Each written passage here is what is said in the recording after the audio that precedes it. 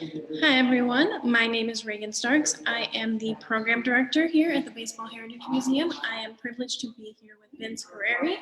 He is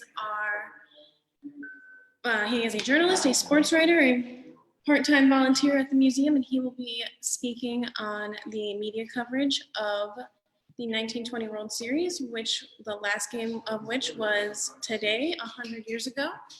I'm going to get him set up with his PowerPoint, and then you can hear from him.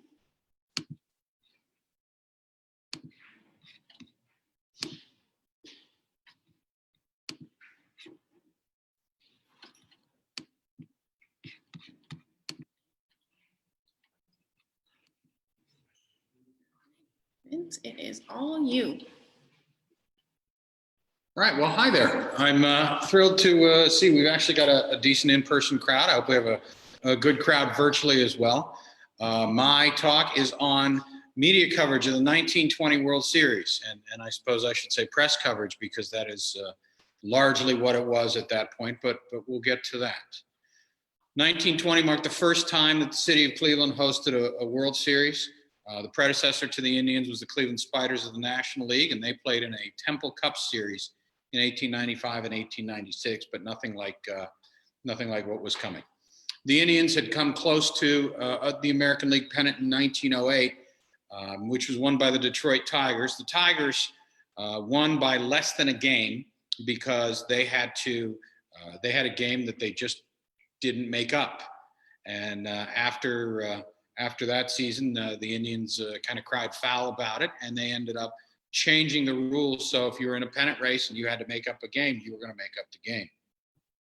The Indians had also finished in second place in 1918 and 1919, both shortened seasons. 1918 was the last year of World War I, and the worker fight issue the worker fight order was issued, and anybody that wasn't doing anything vital to the war effort was expected to be in the armed forces. Baseball obviously was not deemed necessary for the war effort, so the plan was to shorten that season, and it ended after Labor Day, and the Indians were in second place. The 1919 season started late, and the Indians finished in second place to the White Sox, and that pennant and that World Series would have a lot of implications going forward. In August of 1920, Indian shortstop Ray Chapman was fatally beamed during a game against the Yankees, whose home field at that point was the Polo Grounds. Yankee Stadium was still 3 years away from being built. The Indians rallied, kind of came out ahead of the Yankees. That was the first year that Babe Ruth was with the Yankees. Ended up coming out ahead of the White Sox, aided by the fact that the White Sox suspended 8 players near the end of the season, because most of what we know about the fix of the 1919 World Series didn't come out officially until 1920, when a grand jury was impaneled in Chicago. And in fact, as word got out of what exactly had happened in the 1919 World Series, there was actually talk of canceling the 1920 World Series because nobody, could trust if it was going to be on the up and up. It was very difficult. It was a very different experience to follow the World Series or really any sporting event. The sports landscape in 1920 was vastly different than it is now. Baseball was the most popular pro sport. Professional football was in its infancy. What we now know as the NFL was actually formed earlier that year. Horse racing remained a popular sport. Boxing remained a popular sport. And if people were going to watch football, it was more likely to be college than professional.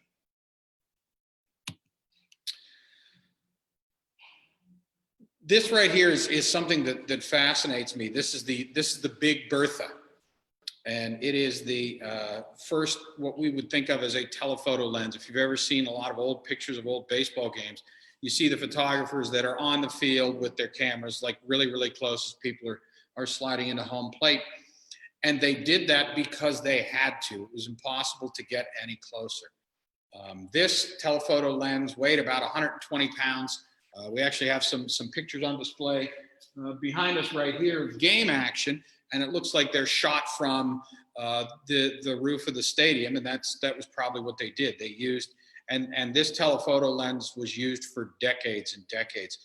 They actually would put it into airplanes during World War II, and they would take pictures while doing aerial reconnaissance.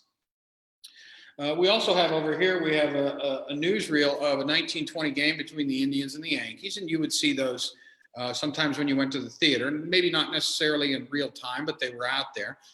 Television, obviously, there was no television and would not be any television until 1927. So what that meant is most people got, if they wanted to watch the World Series,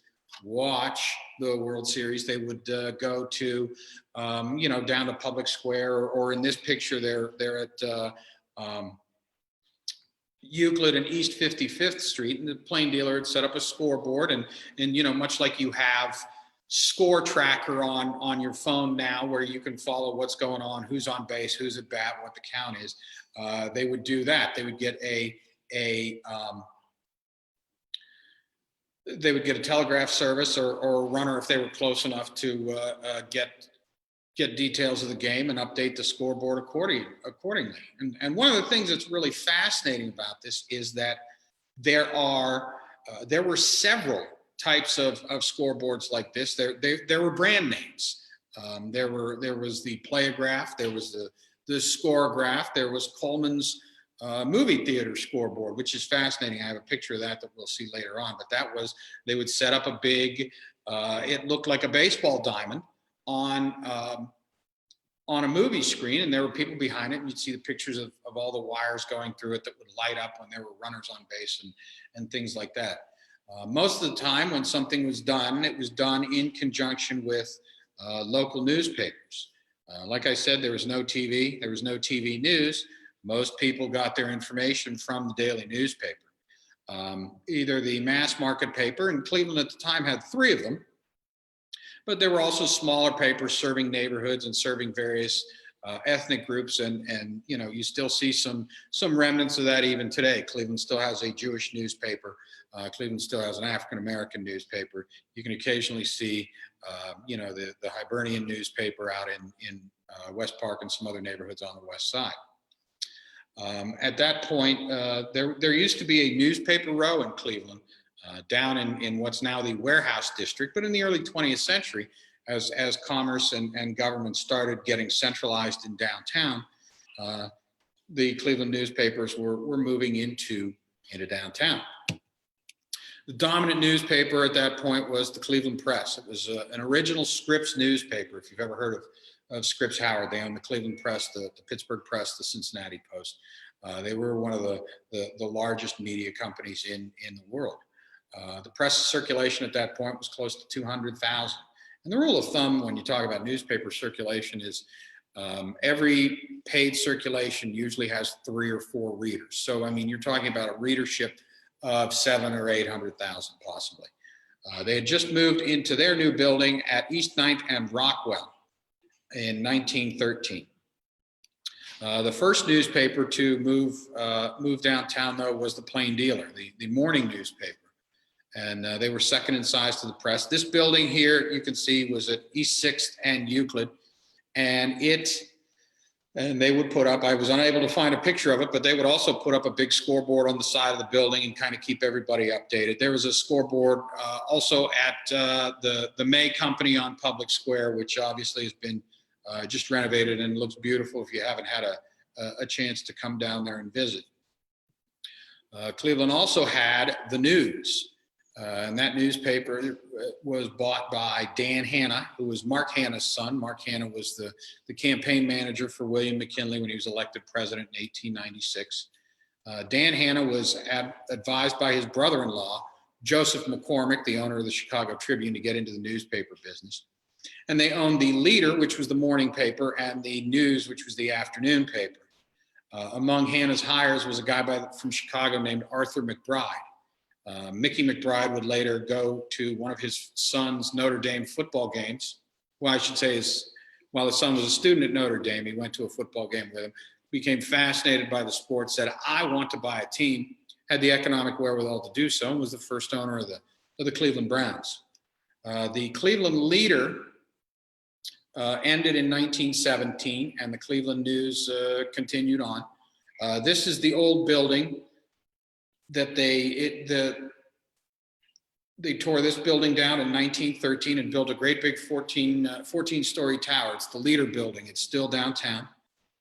The newspaper later ended up at East 18th and Superior, which is where the Plain Dealer was for many, many years. The sports editor at the Cleveland News was a guy by the name of Ed Bang, and Ed Bang is a very important figure in not just Cleveland sports media, but sports media in general. A very prolific writer, and he was also instrumental in the starting of the Baseball Writers Association of America, which votes on the awards and the Hall of Fame inductees and things like that. Ed Bang actually succeeded a guy who was famous in his own right, named Grantland Rice. And when there was an event like a World Series or a prize fight or something like that, all of these towering sports writing figures who had their own followings, both for their writing and for their personalities, would come to town. And Grantland Rice did come for the 1920 World Series. They called him the Dean of American Sports Writers, although he hadn't quite gotten to that level of fame yet. This was before he was an advocate of the PGA and an original member of Augusta National. This was before he nicknamed Notre Dame's Four Horsemen. But at the time, he was a syndicated columnist for the New York Tribune, and he was going to be in Cleveland for the World Series. He wasn't in Cleveland, but another person who wrote columns about the World Series was Babe Ruth. Wrote, I should say. He had just finished his first year with the Yankees. He'd hit 54 home runs, which was just a ridiculous total at that point.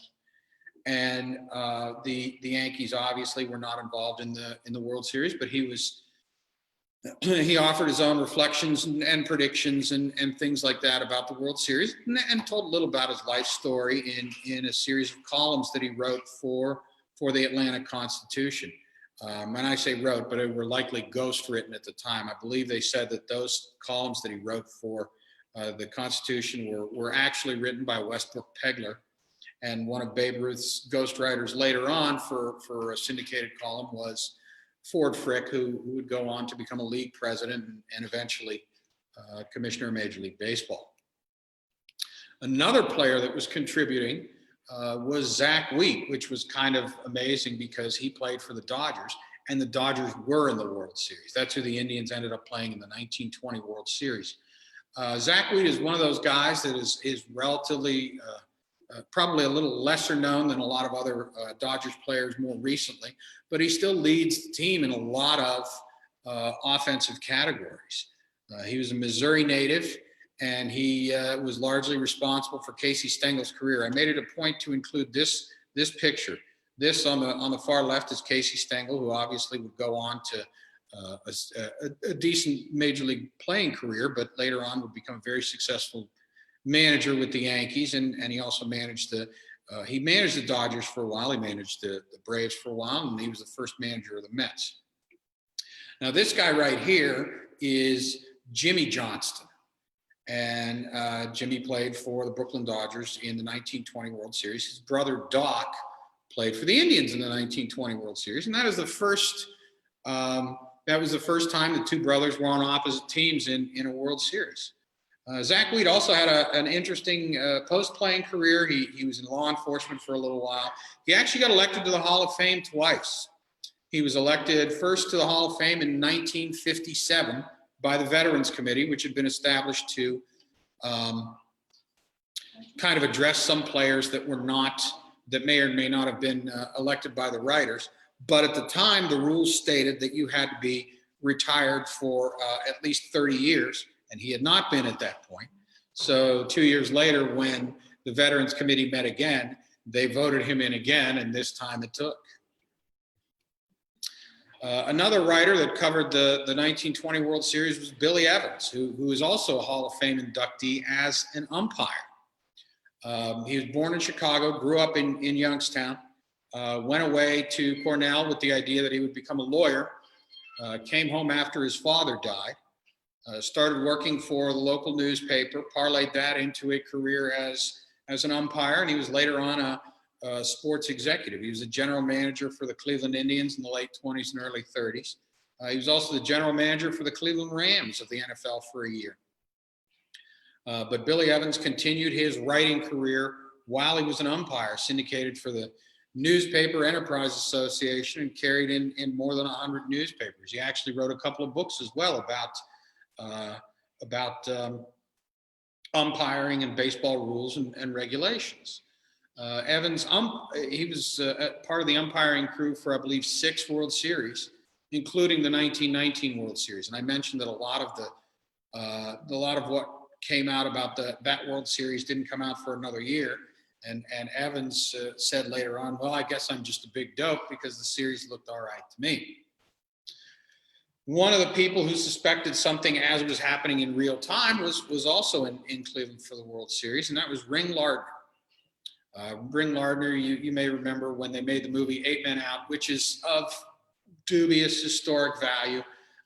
Got some of the broad strokes right, but, as a historical record, it leaves a little to be desired. But John Sayles played Ring Lardner, and the resemblance is almost eerie. There was talk at that point about, there were 2 different kinds of sports writers. There were gee whiz sports writers, myth makers like Grantland Rice, and there were not sports writers like Ring Lardner who were decidedly more cynical about the game. And that cynicism was kind of locked in for him when he saw what was going on with the 1919 World Series. He wrote for the Chicago Tribune, and then he covered the 1920 World Series for the Bell newspaper syndicate. He also covered various things. He came back to Cleveland in 1924 for the Republican National Convention, covered a lot of politics, wrote a lot of fiction. He was actually friends with F. Scott Fitzgerald, and I think did some markups for an early edition of The Great Gatsby. Fitzgerald is supposedly based one of the characters in Tender is the Night on Ring Lardner as well. Also in town for the World Series was Damon Runyon, who was a kind of a jack of all trades when it came to newspaper work. He covered sports, he covered Broadway, he covered murder trials. I feel like of the sports writers of the 1920s, his work has aged the best. He was actually in Ohio a year earlier for the Jack Dempsey, Jess Willard fight, which was held in Toledo, as was Grantland Rice. Runyon and Dempsey were friends going back to their days together in Colorado. Runyon's greatest fame would probably come after he died. The short stories that he wrote about gangsters and Broadway would become the basis for the musical and then the movie Guys and Dolls. The World Series started in Brooklyn. It was supposed to start in Cleveland, but Jim Dunn, who was the owner of the Indians, sought more time for renovations, which included adding more temporary seating and an expanded press box. The photo that was on the front of this presentation is a screen cap of one of those newsreel videos that includes the press seating up at the top of the second level. The Indians won the first game 3-1. Babe Ruth said, "If Brooklyn cannot win with Rube Marquardt in the box, Brooklyn cannot win the series."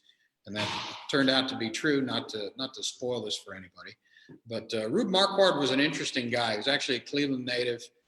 Never really was able to latch on with the Indians for one reason or another. I guess my favorite story about him is that the Indians offered him a contract, and he was working for Telling Creamery at the time. He would drive one of their milk trucks, and he would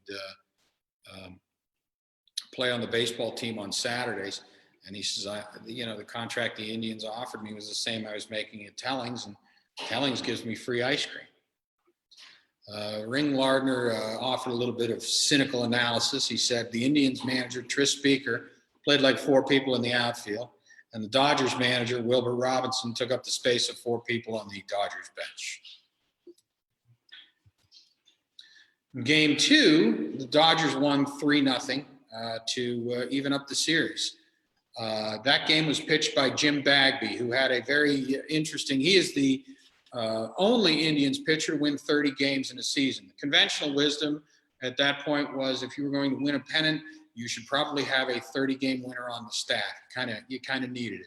And Bagby was the guy, but Billy Evans said, Bagby is one of those pitchers who gets results working on batters' weaknesses rather than burning speed or fast breaking curves. And naturally, Bagby's knowledge of the Brooklyn hitters was limited. The game was in Brooklyn. Indians fans watched downtown. Like I said, they had a big scoreboard put up on the Plain Dealer building on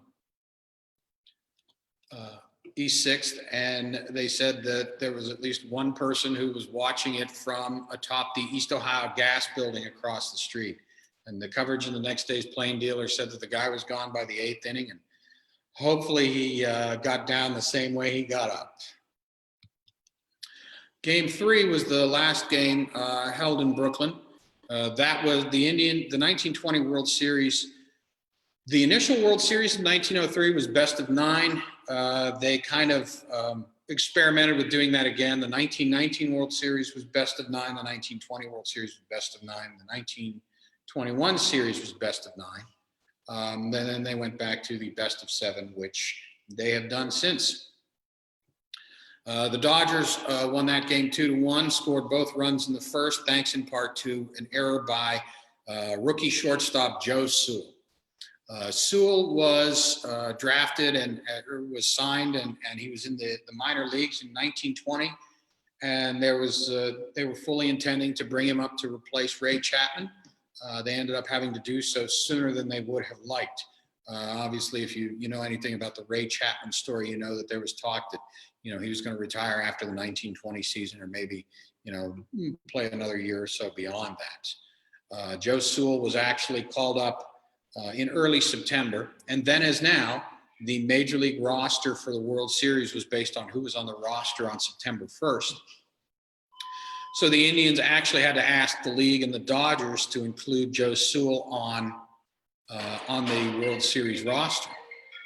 And Damon Runyon said that Sewell will be a great ball player someday, but just now he lacks experience. Sewell can scarcely be blamed for a little nervousness.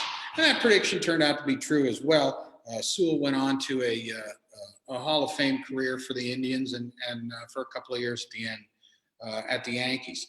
This picture is here at the museum, and I wanted to point it out in particular just because it is an old newspaper picture, and you can tell that because they have the circle behind it, no doubt for when they want to kind of put it into some sort of centerpiece design.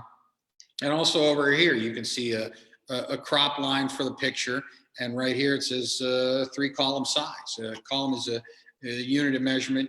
Most newspaper pages you think of as 6 columns or 8 columns or things like that in terms of width. The World Series came to Cleveland for the first time for Game 4. Brooklyn takes its championship baseball as an incident, Damon Runyon wrote. Here it is an event. People in the streets talk baseball. They are excited. They are worked up. All the World Series was played entirely in the afternoon. All the games started at 2 o'clock. And there were stories about people who were lining up to get in earlier that morning. And there were stories of people who were lined up to try and buy tickets overnight. Stan Kovaleski started and got the win. That was his second win of the World Series. Billy Evans said, if Speaker's hard-pressed for pitchers, it wouldn't be at all surprising if he made 4 starts in the series. Zach Wheat in his column said, we're going back to Brooklyn, but we are not going to take the Cleveland team with us. We are going back with the world's championship. Game 5 was 100 years ago today, and it is my time machine game. If you give me a time machine and you say you can go back to any sporting event in the past, this is the one I want to do. It is notable.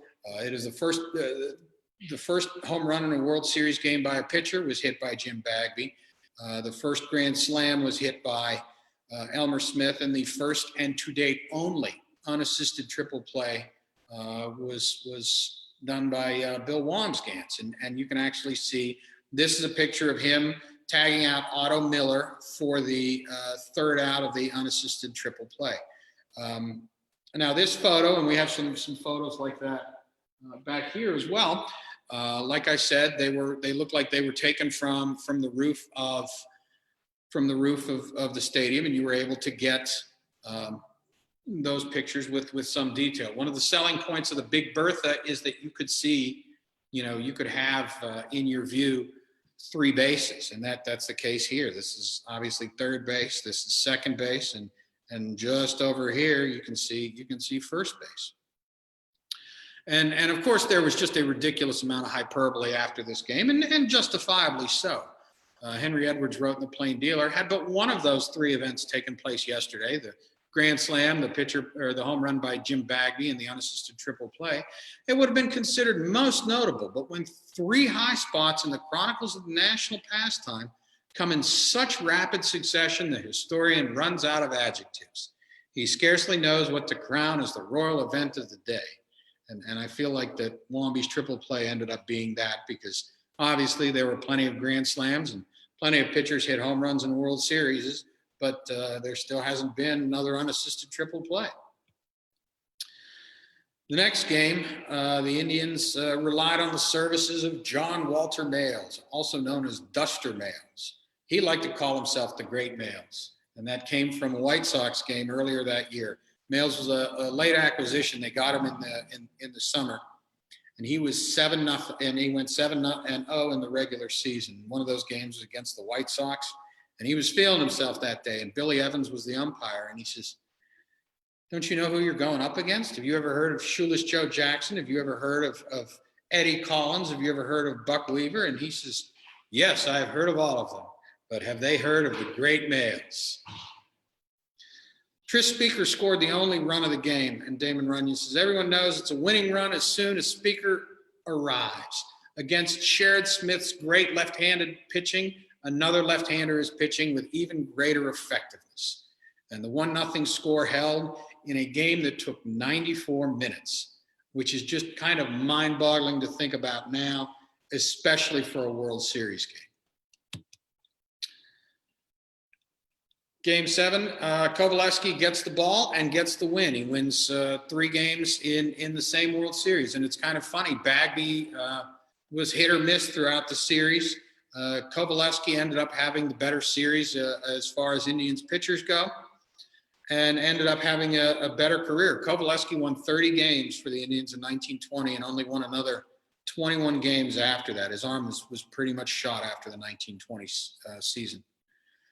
Billy Evans said the series restored fans' faith in baseball. It was estimated that Jim Dunn and Charles Ebbets, the owners of the Indians and the Dodgers, lost $100,000 because there was no Game 8 or Game 9, and Jim Dunn did not care. He says, "I am the happiest man in the world today." He had promised a World Series when he bought the team, and he had delivered. A month after the end of the World Series, KDK and Pittsburgh went atop the Westinghouse building, and you can see the studio right here, and broadcast election results for the first time. Warren Harding beat James Cox. It is the last time an Ohioan was elected president, and it is the only time that 2 Ohioans ran against each other as major party candidates for president. As an aside, Harding did a front porch campaign from his home in Marion, and one of the things that they wanted to do was have an exhibition baseball game. They contacted, and in-season exhibitions were still a thing at that point. There were teams that would play exhibition games on an off day. I mean, up through the 1950s sometimes. The Indians couldn't make it work. The Reds couldn't make it work. But so they ended up getting a Cubs game there.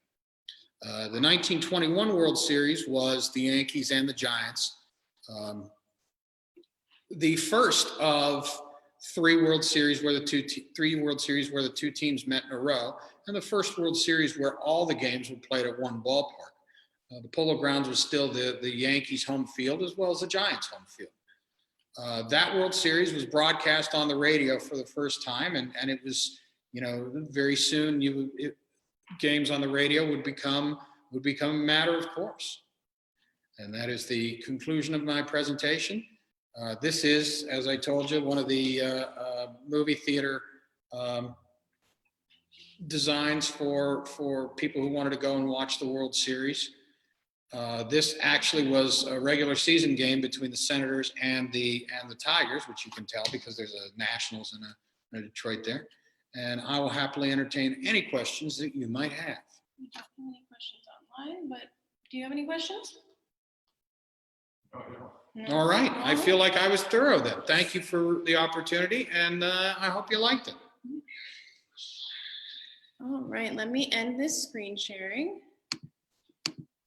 All right, so again, my name is Reagan Starks. That was Vince Guerrieri. I'm the program director of the Baseball Heritage Museum, and I wanted to let you know that we have a few upcoming. We have next weekend on October 17th at 7 p.m.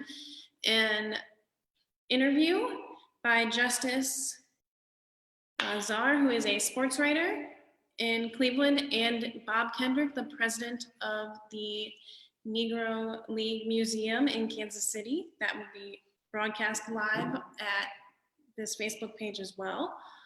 On October 30th and 31st, we are doing a boo at the BHM.